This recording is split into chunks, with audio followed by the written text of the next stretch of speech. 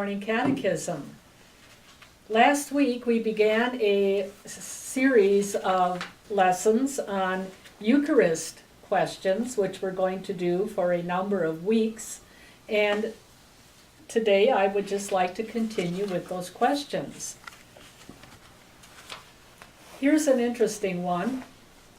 What is significant about First Communion in second grade? And my answer is nothing. There is no reason why First Communion would have to be celebrated in second grade.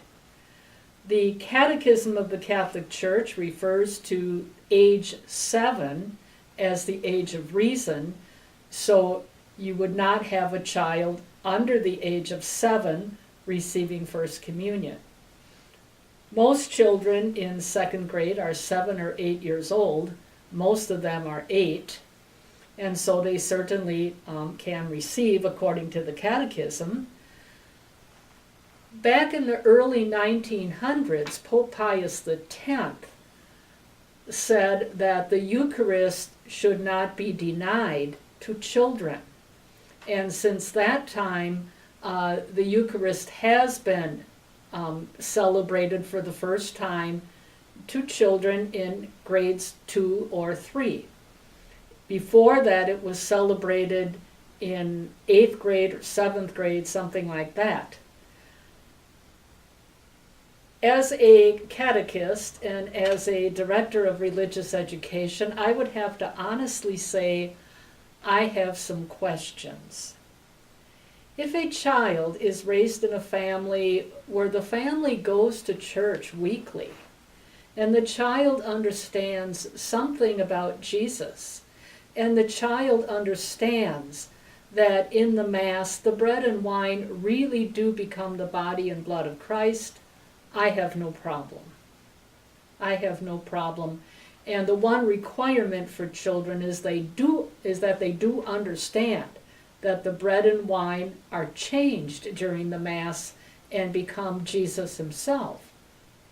My problem is when people don't go to Mass and they don't bring their children to church. And First Communion Day may be the first time that the child participates in a Catholic Mass. And you're almost sure that the second communion will take place a long time from now. Then I have a problem. And as a person who works in a parish, I would have to say First Communion is one of the happiest and one of the saddest days of the year because of the predicament that children are in. And so I think we need to ask ourselves seriously, what do we do to prepare parents for this great event? And I think every parish really does try to prepare our parents to understand the Mass better. We need to keep working on it. Another question, why do we not eat for an hour before Eucharist?